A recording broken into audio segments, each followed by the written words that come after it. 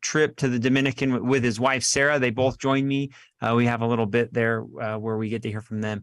And then Christy Bolts is going to join us and report on her Challenged Athletes Foundation project that she did a couple weeks ago. So a lot of fun people from the Crown Council joining us today from across the country. So looking forward. It's going to be a great show.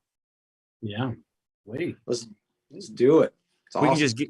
can just get the heater on here in the Crown Council office. It'd be a lot better. It's breezy. It's awesome. Hey, before we get going, I'm going to share my screen. Tell me you guys can see it okay. You got it? Crown Council website? Yep. Looks good. So this is the Crown Council website, crowncouncil.com. I am logged in, so you can see here that I've already gone to the homepage, logged in, and right here it says My Directory. Very easy. If you click on the top, My Directory. If you are signed up for the annual event, in your directory will appear this hub, 28th annual event. You will want to click on it if you are signed up and registered, and up opens everything that you need to know and do about joining us in Salt Lake City at the annual event. I will point you to one thing that is very important that you need to be doing now, which is here. Complete your office's RSVP information. If you click on this link, it takes you to this page. Help us with the information about each attendee. So there's multiple things that you need to register for. Let us know what's happening, what will be on their name tag. We need their cell phones for notifications during the meeting to make sure everyone's in the right room, and especially registered for lunch and learns. That's imperative. Shoe size, incoming. Can't tell you what's going on, but we're going to need your shoe size. And then shirt size, obviously. So fill this RSVP form out. If you have registered for the annual event, we need it ASAP. So is that everything about that, guys? Did I miss anything? Oh, that's awesome. I would just add that after this, we will send out a text to everybody that is registered for the annual event that also allows you to have that link on your phone and do it from your phone. So be watching that as well. It's not Stuart spamming you. It is a legit Crown Council text message. We will place the logo in the body of the text. It is legit. Very good. I like that. So Joey has been on many humanitarian trips. And as a result, I thought it would be fun for him to share his perspective of what we see an incredible array of Crown Council members come through the humanitarian trips. And Joey had a firsthand look to see what makes a trip successful for a team. He's been on so many now.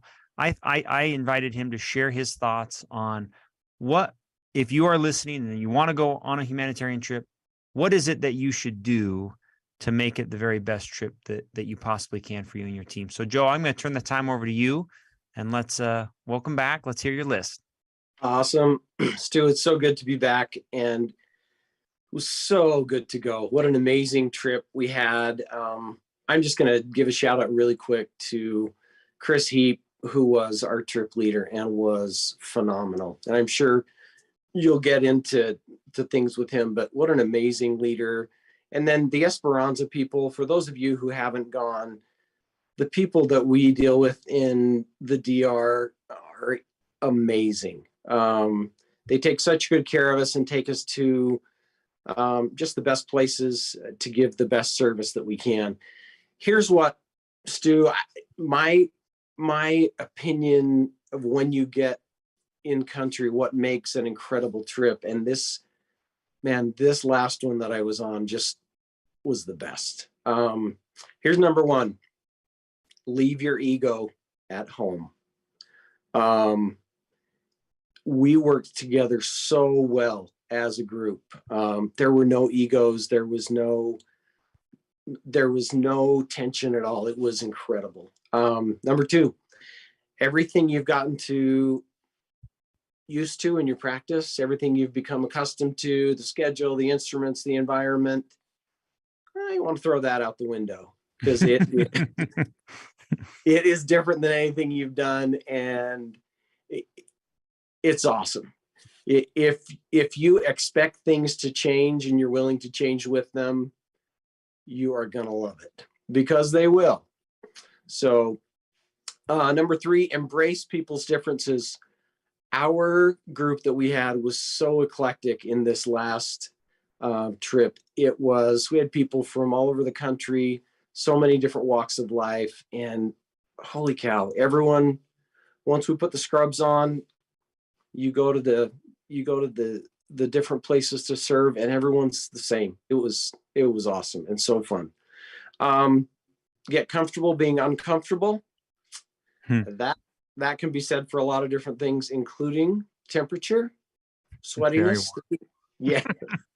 But man, it's such a gratifying experience when you're done with it. Last thing. Wait, Joey, your video last week, we couldn't tell if it was rain or sweat. Please inform us. What was it? We'll say a little bit of both, but mostly sweat. Nice, dude. Dr. Cameron Auger and I we'd compare each day who was sweating the most. You didn't want to give us a hug, that's for sure. The last thing, and I think is so important, is be willing to ask for, to receive, and to offer help. I saw so many times when someone was struggling with a case and a doctor would jump in, or a hygienist would hand instruments to someone else, or they were just running back and forth, and it was phenomenal. So those are some things. You'll have an amazing time if you go. Let me rephrase that. When you go, such a great time, so humbling, life-changing, and grateful that I could have been there. Very good, Joe. Chip, any questions for Joe? It looked fantastic, Joey. I was there 1 week prior to Joey, or 2 weeks, and just would echo everything Joey said. Nice work out there. Yeah, man. Yeah, it's awesome. Thank you for the groundwork, Spencer, and thanks for staying in the airport for 3-4 hours, almost a whole day in security. Paved the way for us. Yes. Absolutely.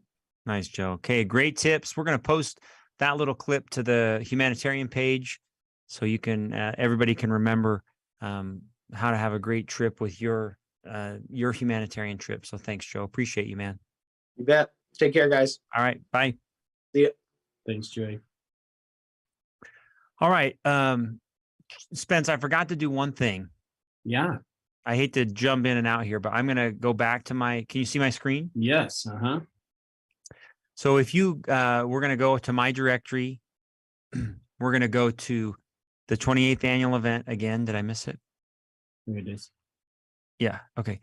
In the 28th annual event, I forgot to show here that this is also the same place where you will complete your qualified member submission. Okay. So this is the little link here. November 30th is the deadline. And then below that, submit a spotlight nomination and Members' Choice Award nomination. So I know that was a little hectic there. Sorry to jump in and out, but all of those things, everything you need to know and to have the best trip at the annual event, we can do it right here from this little portal. So very good. Yeah, that's a good thing to highlight. All right, we're going to welcome Darcy Wilson in. She is one of our TOPS coaches and is right now in California I just looked up the membership. It is crazy to think the Dankworths have been with us since Hi, Darcy. Hello, how are you? Very good. How are you? Very well. Piper had to step out really quick, so I have the regional manager with us. Hey, wait, what's your regional manager? Ashley. Very good. We were just discussing, there are very few Crown Council members who have their membership number. Dr. Dankworth's membership number is number 37. He joined the Crown Council in 1996. That's crazy. that is That's like incredible. that's a founding member of Crown Council. So really Mhm. fun to have him. Piper was part of our young dentist program, which is the Dankworth's daughter. So hopefully she'll join in, but really fun to have the Dankworths as part of the group. And glad you're there, Darcy. What are you guys working on? So we want to definitely shout out. So yes, the Dankworths have been with Crown Council for a long time, and it goes to also the culture they have in their practice. Ashley and I were just discussing how long she has been with the Dankworths. It's been 11 years. Yep. And she's elevated her responsibilities within the office. So now she's the regional manager over 2 brick and mortars for the Dankworths. Nice. So her goal this year was actually finding the right fit, the right people, so that she could be more of a regional instead of putting out fires, I guess you would say. Yes. And so that's been the biggest hurdle for her this year. And I wanted her to share a little bit of what she's been working on. Cool. Because with it being tight in the economy, she's had to overcome some short staff issues. Yes. We, after COVID, we really struggled with keeping most of our team in the same capacity. So whether it was people needing to leave completely or to start working part-time, we've had to kind of, between the 2 offices, rearrange our team and try to find people, which was really difficult, as probably everybody knows. And kind of make some exceptions for certain people. You know, we're not all coming at the same time and leaving at the same time or working on the same days. So we're trying to make it work with the team that we have. So, yeah. And as the coach, we figure out systems in play, right? So Ashley's done a great job managing the restrictions of her team, yet at the same time, the systems still need to work. So even today, we were talking about the opportunity meeting. How do we get caught up on people who don't or aren't able to be there at the start? So that's information that is being not shared. So even coming back to the systems is in questions as well. Very cool. Overall, though, both offices had one of their best months ever in the month of October. Nice. Good.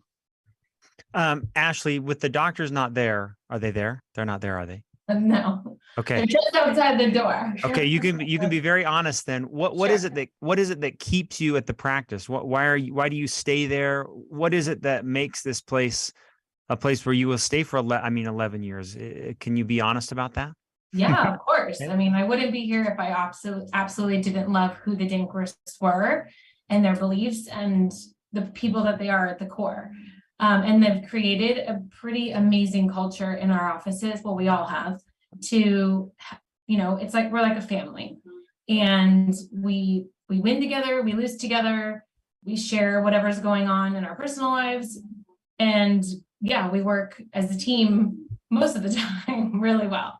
So that's always very important. We just finished doing the 360 interview. Is that what it's called? Yes. So we introduced back into the Culture 360. So doctors actually asked for input from their teams. Yeah. Darcy, could you explain what a 360 is? Yeah, so it's a series of questions. I believe it's 22 questions, and it's seeing how the doctors land on each question. And normally we have doctors score the team members, and this time I asked for the team members to score the doctors. Nice. Because it is hard finding new team members to come in and work for us. And more importantly, it's laser-like focus on the culture has been important this year, because when we do find the right fit, we want to make sure we keep them. So it's been a transition on onboarding people. Yeah, I think that is across the nation. That is definitely a thing that's going on. And sometimes, people are surprised by all the extra things that we do in order to maintain our culture. And I think when we can really do them and stick to them, then I think it shows to our patients as well. I think that they feel that sense of camaraderie, and they feel like they're part of our team. You just opened that door, Ashley. What is it? What are you doing? What are the things you took them somewhere? The last time I was here, was it a basketball game? Oh, we all went to the Padres game. We had a big suite at the Padres game. Just before they were in the finals or whatever it's called in baseball. Yeah. But and that was really fun. It was great. A lot of fun. So they closed down the office. They got the teams. Was it a limousine? How did everyone get there? I think just everyone who had a big car, we piled in and down to the stadium. Yeah, it was a lot of fun. And we try to do team building events every quarter. So that was our one for the summer. yeah, like I said, we're always trying to do things together or as a team. We're trying to plan something fun for the holidays and, keep our morale up and keep the culture strong. Cool. Darcy, anything else that you guys will do today that you want to report on? Well, so much, not today. Today will be hands-on support while we take care of patients. However, I did order a chess board and a book. So Ashley is curious as to why the coach would have the team come in tomorrow with no patient care, and I have a chess and checkerboard. So that is to be determined on our activity tomorrow. Fun. Mhm. Very Stay cool. tuned on our Instagram page for how. Oh, can't wait. Hey, before we let you go, I wanted to make sure to highlight that over the last 25 years, the Dankworth office has raised over $179,000 for the Smiles for Life Foundation. Yeah. Ashley, can you talk for a minute about how that is part of your practice? Yeah, of course. We start promoting it at the beginning of the year, and we're all very excited to talk about it with our patients. Everybody knows what the Smiles for Life is, right? Yeah. Yes. So we promote it on our Instagram page. We talk about it anytime we go out and about, and anytime patients ask us about whitening. Obviously, we're very excited to let them know that it's for a great cause, and we're always happy to do it. Cool. To be transparent, I walked through the front door today and the sign for Smiles for Life is right out there. So it's not something they take down when the event's over at the end of March, I believe. It's a part of the culture and it's there every single day. They are talking about it. And that's key for a successful practice. Yeah. And we get lots of questions about the sign too. So we're always happy to talk about it. Well, you guys do an incredible job. That is Smiles for Life Hall of Fame and is creeping towards that next marker of $200,000. So thank you. Cool. Well, there's our goal for next year. Yes. Happy to do it. Darcy, thank you so much. We're so grateful for our TOPS coaches and the incredible culture they build across the nation with these Crown Council offices. So thank you for joining. Anything else as we wrap up? Thank you for inviting us. We're happy to be here. And we're happy to have Darcy too. We're thankful for you, Darcy. Yes. Yeah, it's because you're in California and it's beautiful. Everything's beautiful there. It's actually better here than it is in my home state, Texas. It's warmer, so I'm loving it. Yeah. This is the best time of year for Darcy to explore San Diego. That's fun. Right. All right, you guys. Thanks so much. Appreciate it. Bye. Bye. Okay, bye. Dang, That's awesome. what a great. I mean, we had Piper, so she's the next generation of the Dankworths. She came to Young Dentist program, Yeah. went to Roseman University. That was 3 or 4 years ago. So they're moving that practice into the next generation. So really fun to see. That's a good thing. So cool. Okay, we're waiting on Christy. She's not here yet. So maybe we'll roll into a quick interview I did, a little 8-minute interview with Kevin Kennard. I wanted to ask him about why he's become a qualified member. And more importantly, he's become a new lifetime qualified member, and which is 5 years of work. So for 5 years, he qualified his practice to be a Crown Council qualified member. So I'm going to play this little video and he explains what he's learned through that process. And hopefully you're inspired to be a lifetime qualified member. Okay. Does that look okay? Mm-hmm. Thank you for having me. Hey, grateful to have you on. I know busy day, busy week for Kevin. So I'm grateful that he'd spend just a few minutes talking about becoming a new lifetime qualified member. So at the annual event this year, well, I guess it's next year, 2023, we will recognize 3 new lifetime qualified members, which kind of goes to show you that it takes a lot of work. It's a 5-year program to become a lifetime qualified member. And so I thought it'd be fun to talk to Kevin for a minute about what is being a qualified member and why he spent the time to do it. But maybe before we do that, Pinedale, Wyoming, Kevin, maybe tell us a little bit about your practice. Just a general dentist here in Pinedale, Wyoming, small community south of Jackson Hole. We kind of do everything here. I was introduced to Crown Council through TOPS. So that's kind of what introduced me to Crown Council. And that's kind of my start to Crown Council. And I know you're part of a mastermind group. You attend the annual event. You guys participate in Smiles for Life. You're a huge part of all that we do. But for today, maybe just talk about what it means to be a qualified member. Can you explain that to everybody? So for me, and I'll give credit where credit's due, TOPS has kind of been my leading, and that's leading interest in getting into becoming a qualified member. That was kind of one of my goals when I first started going to Crown Council, is I wanted to be a qualified member. So every year when I met with my TOPS counselor, I would say, hey, here's one of my goals. I want to make sure I get all this stuff done. It'll make me a better leader. It'll make me a better dentist. And so that's how I kind of got started to become a qualified member. Every year my TOPS counselor helps me kind of make sure I'm crossing the T's, dotting the I's. Nice. So they've been great for that. To me, it means, and I'm not I don't consider myself a great leader. I think I take great ideas that I learned from Crown Council and then trying to implement them in my practice. The things that I've struggled with, I'll be honest, with the qualified membership is probably communicating with my team members, getting them to send me feedback of what I'm doing wrong. And I mean, that's a big eye opener for me, is kind of eating some humble pie and say, hey, what can I do to improve, and what can I do to be better leader and building a better culture. Very cool. Yeah, the qualified membership requirements are a list of things that certainly are not easy. It's challenging things that we have created over the last 30 years that we have seen the very best practices do. So these are 8 requirements that we think all great offices, the best cultures, the most successful should be doing every year. And one of those is, like you said, patient communication. Another one is lab communication. Can you talk a bit about that? Has that changed over the years for you?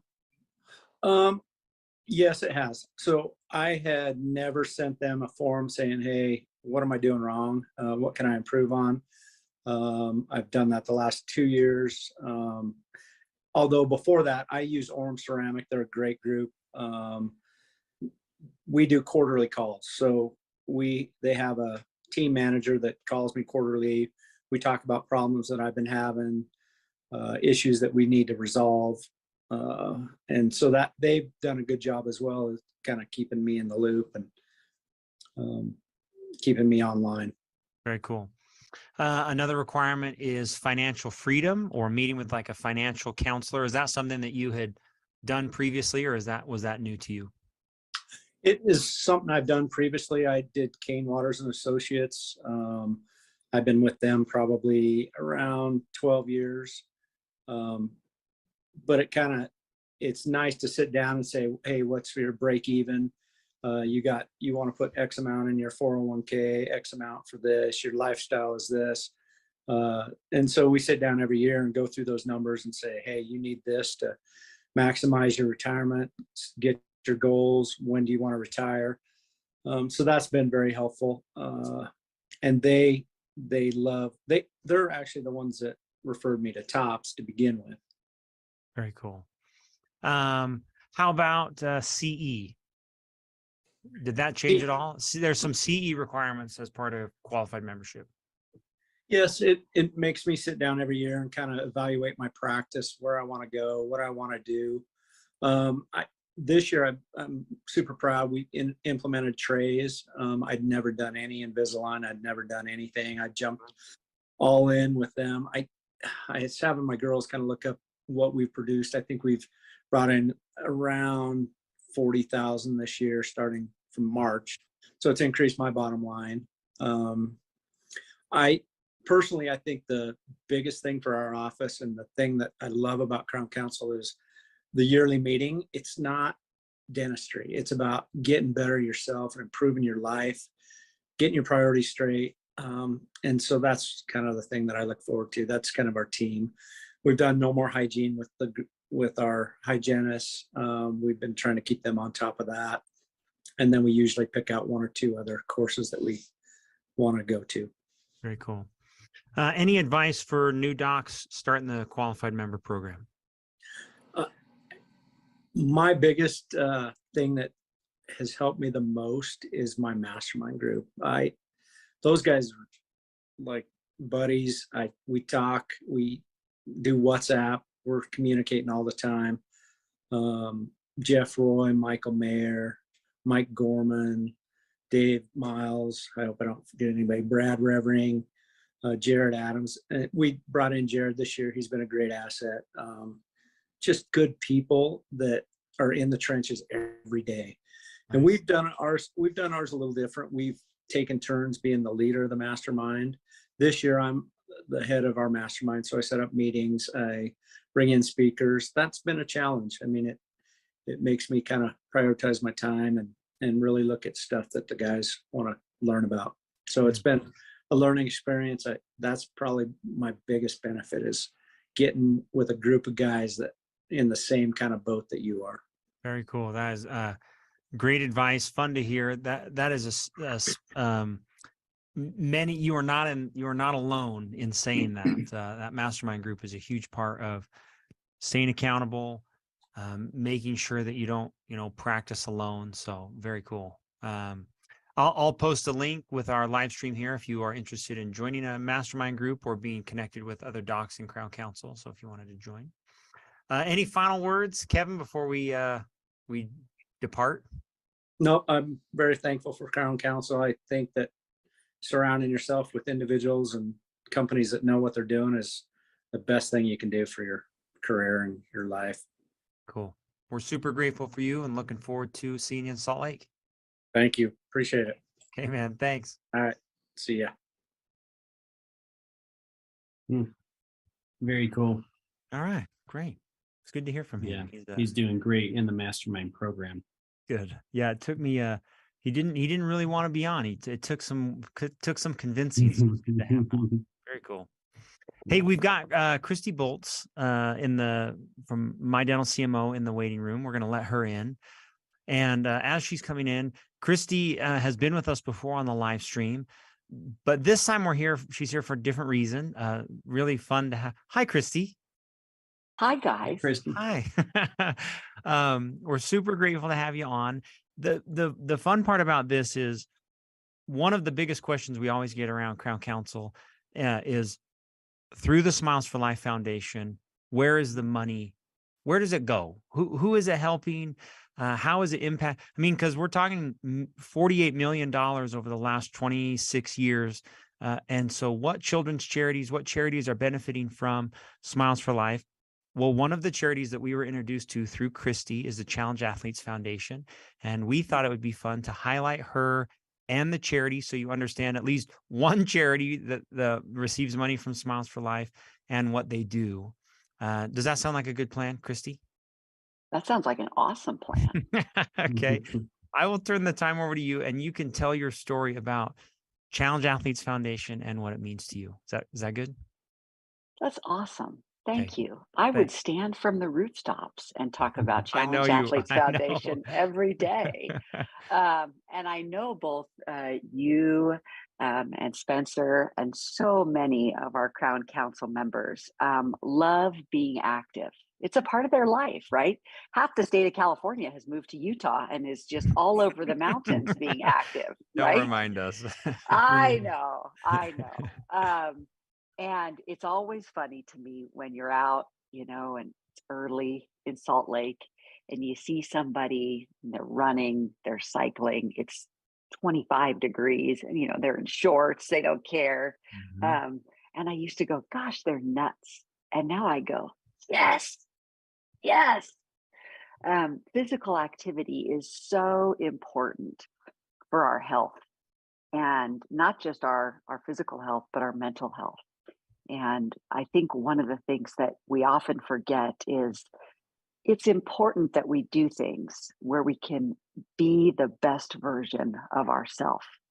Sometimes we get to do that in clinical dentistry. Sometimes we get to do that with our families. But for a lot of people, they make that pursuit of a physical goal, whether that's, hey, I'm going to run a 5K, or I'm going to run a marathon, or I'm going to do a 206-mile ride from Logan to Jackson.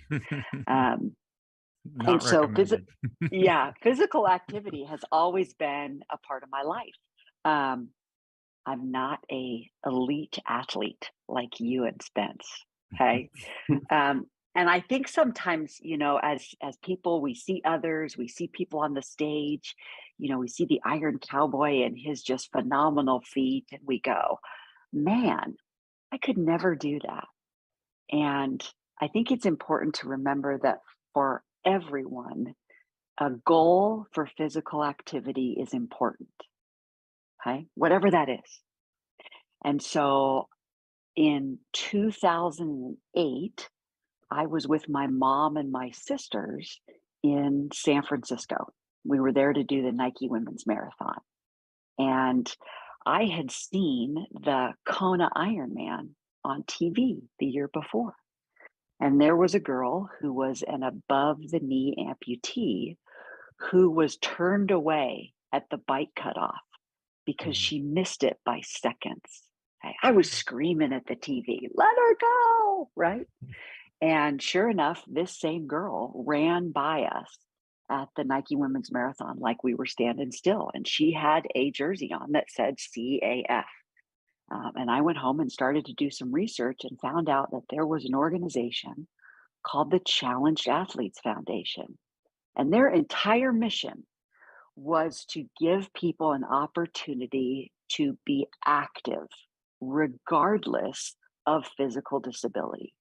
Whether that physical disability was something that they had been born with, or whether that was something that had happened as a result of some trauma later in their life.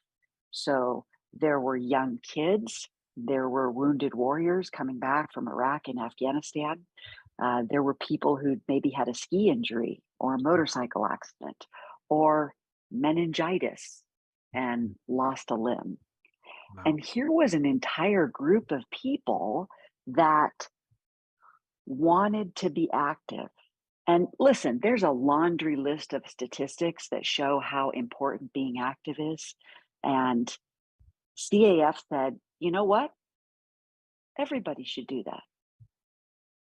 And so I often tell the story that as I got involved with CAF and found out they had a 640-mile ride down the California coast from San Francisco to San Diego, and went, yes, I'm going to do that, right?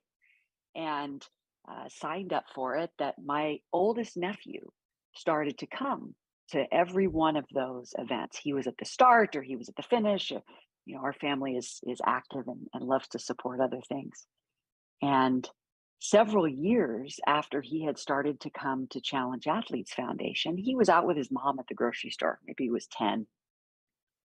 And there was a person who pulled into a handicapped parking space. And they popped out of their truck and they threw their wheelchair out and they got in their wheelchair. And he said to my sister, he goes, look, Mom, there's a Challenge athlete. He did not know the word for disabled. He had never heard handicapped. Okay.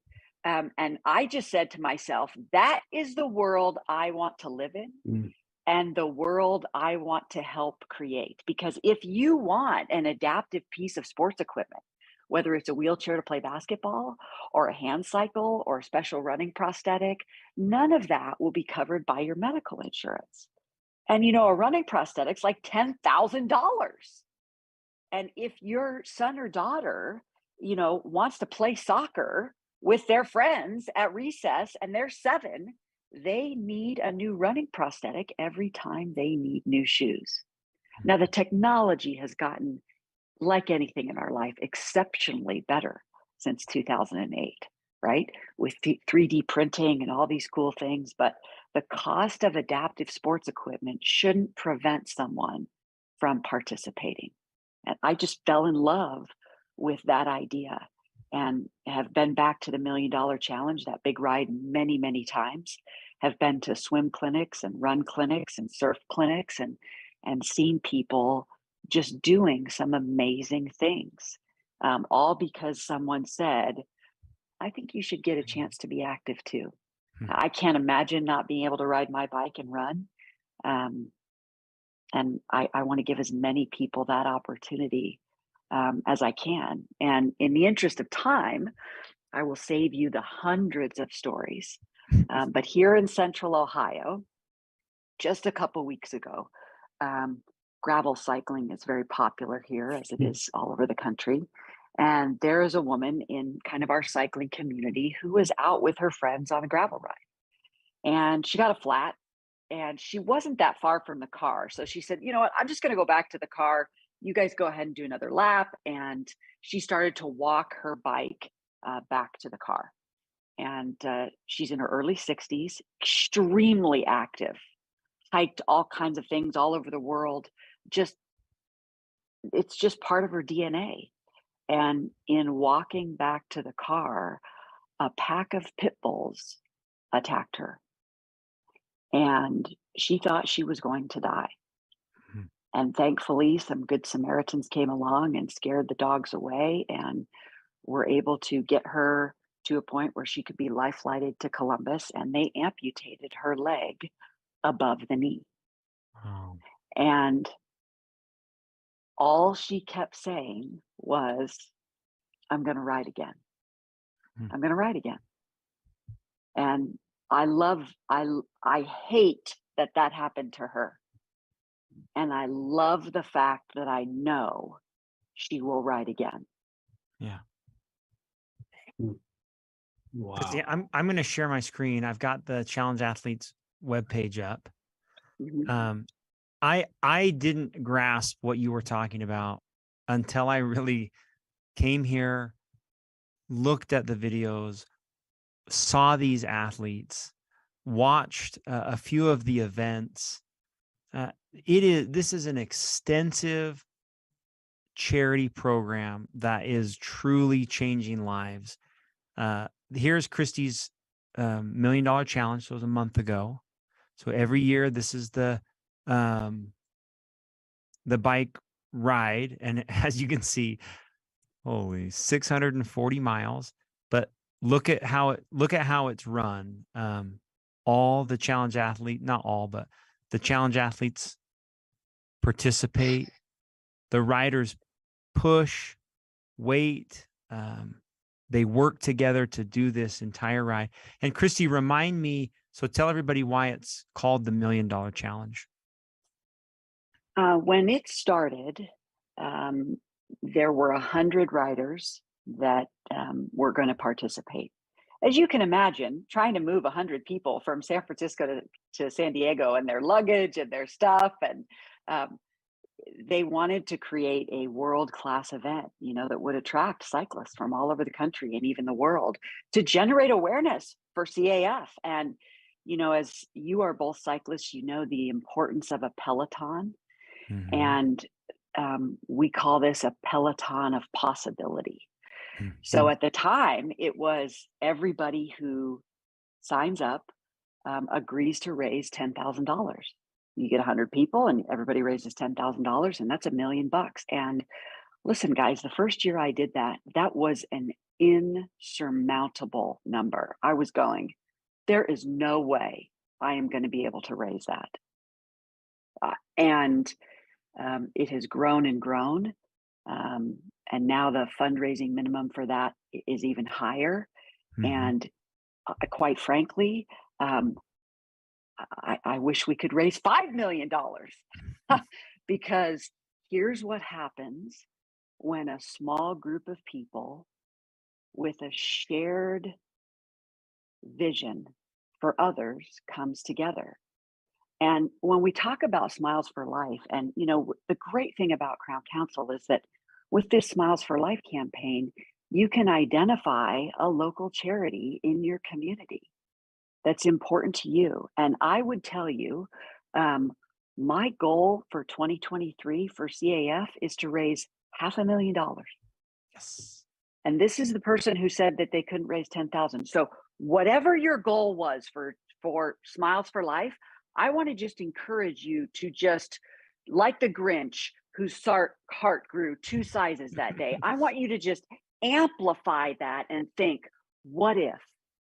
What if instead of 10,000, it could be 15? What if instead of 15, it could be 20? And I don't want you to compare yourself to anyone else. I want you to compare yourself to what you and your practice was able to do last year and just do better. And if everybody just does a little bit better, think of the impact we can make.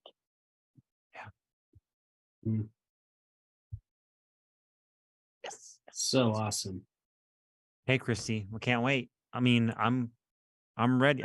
We're ready. We're watching. When does it start? I mean, you just wrapped up. So when does fundraising begin? Always, you know, it ends and you start again, right? In fact, we've got a little cycling club get together tonight here in Central Ohio. So we'll be handing out some awards and some Challenge Athletes jerseys and getting people excited about that. I was talking to a friend of mine who's an amputee in New Hampshire, and he's going to get together with another friend of ours who's paralyzed from the waist down, who's in Idaho as a ski instructor. And he was at the $1 Million Challenge this year, and they're gonna join up and put on a ski clinic, and they can ski better than able-bodied people. I'm just going to tell you that. Yeah. Very cool. Well, I am super grateful for you, Christy, inspired by your efforts, as I hope the rest of Crown Council is. And it is something that we have said before, which is pick a local charity that you are passionate about. Get with your team. Ask your team if there's a charity or a group or a person that will inspire you in your community to raise more and do more for Smiles for Life. It is incredible to watch, as well as how powerful it can be in your own personal life, as you've seen through Christy's story. So thanks so much. Can't wait to watch. Yeah. Thanks for being part of an organization that does so much good. And thanks to each and every doctor and team member. Listen, watch your team members' eyes light up when they talk about something that just means the world to them. And know that all that energy is going to go into the Smiles for Life campaign in your office. It's powerful to watch. Cool. Thanks, Christy. Grateful you join us. Have a great day, guys. You too. See ya. Thank you. Bye. Bye. Weekly segment with her. I know. Just every so strong, so powerful. She's such a good person. She's so cool. And man. what is so dynamic about Christy is I think we've had her on this show talking about 3 different things. You know, that was just one of them. Her business is another one. What she has overcome individually as a person is another one. Like, just amazing. Well, Christy introduced Spence and I to Challenge Athletes Foundation, and as a result, we competed in the Leadville 100 mountain bike race through the Challenge Athletes Foundation and raising money through Smiles for Life for Challenge Athletes. And then the coolest part about it was when the Challenge Athletes group showed up to Leadville, they brought athletes that competed in the nation's hardest mountain bike race. Like it was no big deal. These guys were unbelievable, racing with amputees, and it was so inspiring, that group. So I think we should do more of that, Spence. So fun to hear from the charities and why local charities are picked and the impact that Smiles for Life Whitening is making. So very cool. Yeah, agreed. All right, we've got time. Oh, it's close though. Let's do it. I have one last interview here. I met with Chris Heap and Sarah Heap last night, and they reported on their trip to the Dominican last week. You'll hear from them a lot like Joey. I said, give some advice on what you would share with a team who is going to the Dominican to make it successful. So this will run about 14 minutes. Ready? Sarah and Chris, welcome. Thank you. They just returned from the Dominican, and I mean, while it's still fresh, we got to talk about everything that happened, good and bad, so you guys can remember it. Because usually after a couple weeks, I don't know, it just kind of gets fuzzy, and then you're like, we should go back. We should do it again.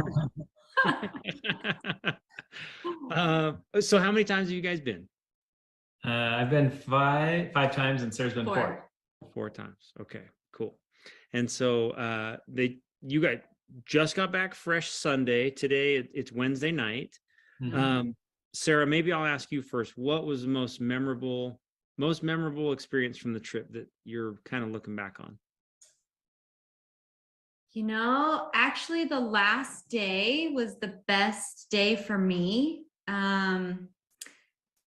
Everyone kept saying it's a dangerous village or community, so they had police there, but I feel like they were the most kindest, most genuine people to work with.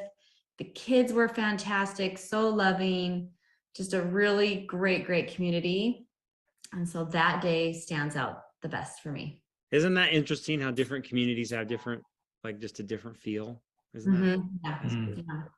How about you, Chris? What stands out? What will you remember from this trip?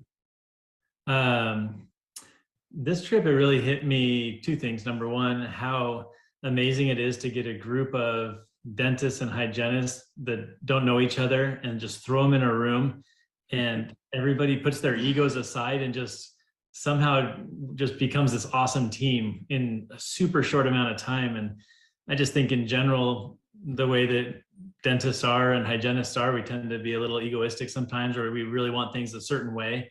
And everyone realizes real quick, like, it's not going to be my way, it's going to be the team's way. And so everyone just gels in no time. It's amazing. I mean, you build a whole dental clinic in 45 minutes on the very first day these people have ever worked together, and you just start seeing patients. And that I really loved a lot. And then just seeing, for whatever reason, this time hit me more than others, just how happy all of these people are with really what we would consider nothing. I mean, they have nothing. And they're just so happy and kind and giving of their energy to us and our kids that went, and to everybody that was there. And that hit this time, for whatever reason, that hit me harder than other trips. Very cool. I know I would call you guys prolific humanitarians. You go a lot. Maybe I'll ask Sarah first. Sorry, What, I'm not sure about that. Sarah, what is it about the trips that brings you guys? Why would you go back and back and back? What is it about it that calls to you to go back? Oh, that's a good question. It feels really good to serve people that, I'm not sure how to explain what I'm trying to say, who have little to no resources. It feels really good to serve those people. Someone had asked, why aren't we doing more humanitarian work here in the US? And I just thought, well, we have more opportunities here, more programs, more situations where if you want help here in the US, you can pretty much find it. Where people in the Dominican Republic, there's not a lot of help and resources. And so I just feel like it's something so little that I can go and do to go and help someone in a really big way. And it just feels so good. Nice. That's awesome. Chris, you guys always take your well, I can't say always. The trips that I've seen, you take your children. How come? Why do you guys make the effort to take your some kids with you? We've had at least one of the kids on every trip. And they need to see it, right? Like from a young age, I think the best way to break down walls as far as just ignorance or prejudice or whatever it is to go and be with other people and learn other cultures and see what they have. And I really want my kids to see how happy these people are with so little, and for my kids to see that happiness isn't linked to stuff, isn't linked to a bigger house or where you live, that you can be happy anywhere. It kind of feels like how the Grinch Stole Christmas at the end, where the Who's are happy even though they don't have Christmas. Like, I want my kids to see that in real life.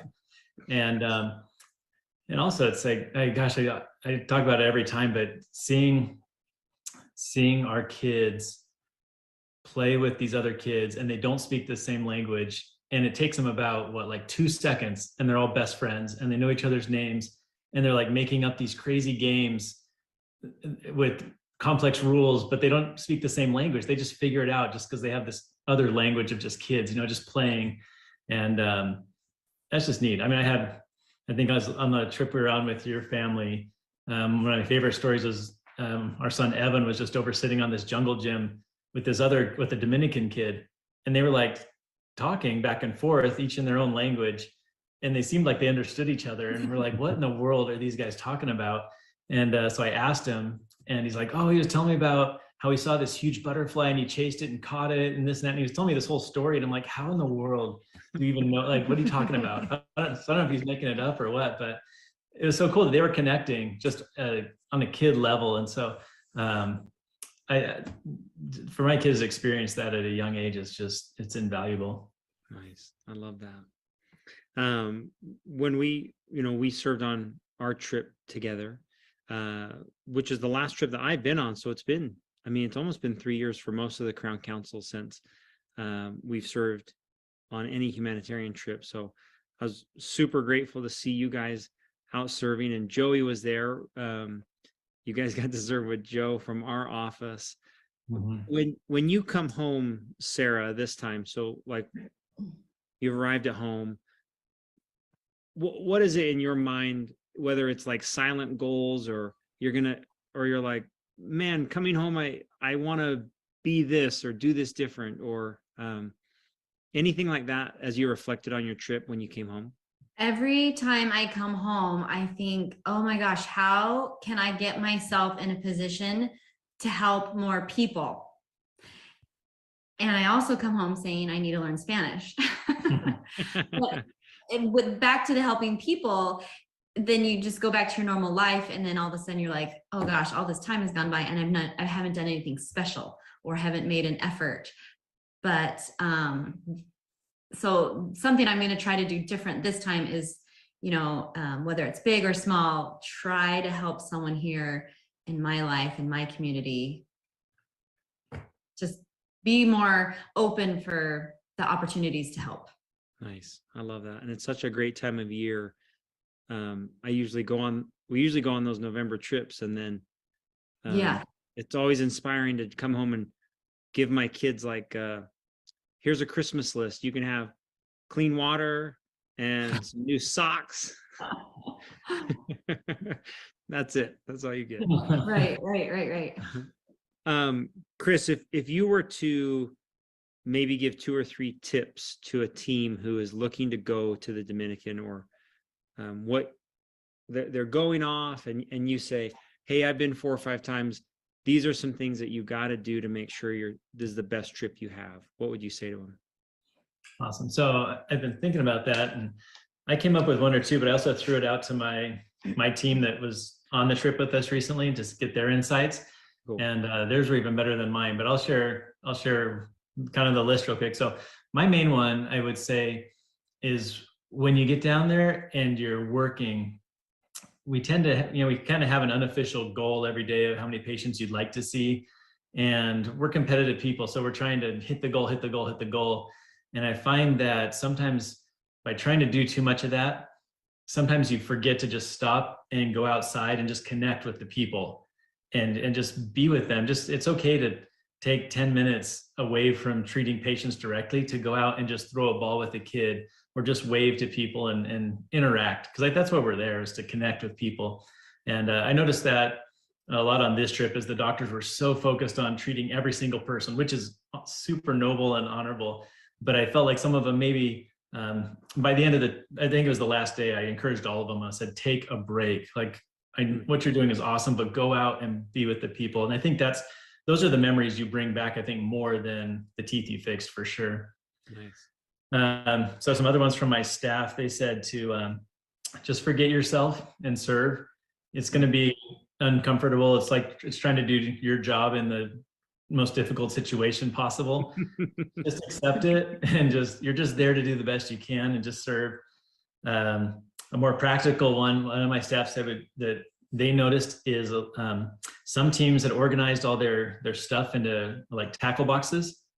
So like little organizing bins. Yeah, or little bins. So they could just pull it out, set it on the table, open it, and it was fine.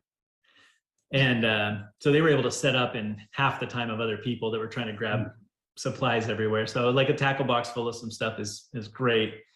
They said, one of them said, get out of your comfort zone, meaning go and meet other people from other teams, other people that have come to serve. Sit next to other people on the bus. Don't always just sit with your best friend from your office. Go and learn and talk to these people, because they're from all over the US, and there's every single one of them that I talk to, they always have such fascinating stories. Like they're like superheroes. They have these cool backstories that got them to go serve in the Dominican. And so don't stay in your little bubble of people. Like, do the anti-COVID thing. Like don't have your bubble. Go outside the bubble and be a super spreader of of Socially, goodness. it's socially monogamous. Just don't. Exactly. My hygienist said that in between each patient, maybe drink some water, and like she would have like a little handful of almonds. A lot of them said that liquid IV stuff that you can get just to stay really hydrated. Just make sure you're drinking the whole time so that you don't get burnt out and just really bogged down. We had a couple of really hot days this time, and towards the end of the day, you could tell people were dehydrated and just they're melting. You could see them melting, just starting to melt. Their body, their face, everything was just it was hot. Yeah, and the last two, I talked about this with the doctors especially, but just realize that you're not going to do your best filling of all time. It's not going to be your best anything of all time when you're down there, but just understand that the best you can do in that situation is enough. Like it is a blessing to them. You're not going to love how that filling looks because you just can't make it the way you could back home, but just know that you've done something awesome for them, and just know that that's good enough. Your best is good enough. And then the last one that I really liked was one of my assistants said her thing that was to take time at the end of the day to just reflect on that day and maybe write in a journal, just a paragraph about your highlights from that day, the person that you connected with the most, something you learned about yourself. Just capture those moments day by day so that you don't just let them slide. Because it's like you said, a couple of weeks go by and you kind of forget all those special moments. So that was it. Mostly they come down to just jump in, serve, meet other people, love the people that you're serving, and take time to take care of your body and reflect on what an awesome experience you're having every day. But I mean, it's hard, but it's worth it. It's so worth it. Would you add any to the list, Sarah? Any? That was good. That was a good list. The girls Great. in the office came up with some good stuff. That's awesome. Thanks, Chris, for preparing that. I'm glad you asked your team. I should have asked you to do that. Appreciate it. Very good. No, that's all right. I knew that they would have more wisdom than I had. So Katie Heaps, I'm sure grateful for you. I wish I could have been there on your trip with you. It would have been fun, but hopefully we got many more ahead of us, right? Yeah. Absolutely. All right. Grateful for you guys. Thanks for sharing. And man, Chris, this is your second appearance on live stream. Wow. Is it? Oh, it is. Yeah. It's The last very- one was talking about how to raise money for Smiles for Life, and this one's like the fruition of that. Very few have made 2 appearances, so congratulations. Oh wow! I'm in a special You're group. in a club. I'm in a club of friends of Stuart. When he needs somebody in a bind, he can call up. Exactly. All right, you guys. Thanks so much. Appreciate you. Appreciate it. Okay. That's great. Very Good people, such Yeah, good great. people. Great tips. Man, it'd be hard to not go on a trip without them, but I mean, I'm sure I will. When we went together, Chris handed out these cool books that he wrote to our group, like as the group finished. For an entire year, my daughter would read Chris's book like every night, like a little motivational book. It was awesome. Chris wrote her a personal note in the front cover, and anyway, it was super cool. All righty, Chip. Well, live stream Yeah. done. It's That was been great. great. Yeah, great guests. A lot of fun things to hear from Crown Council members. So Yeah. we will take a break next week. It's Thanksgiving, but we'll be back on December 1st. So no show next week. So we'll see you in 2 weeks. Thanks, everybody. That's right. Thanks, everyone.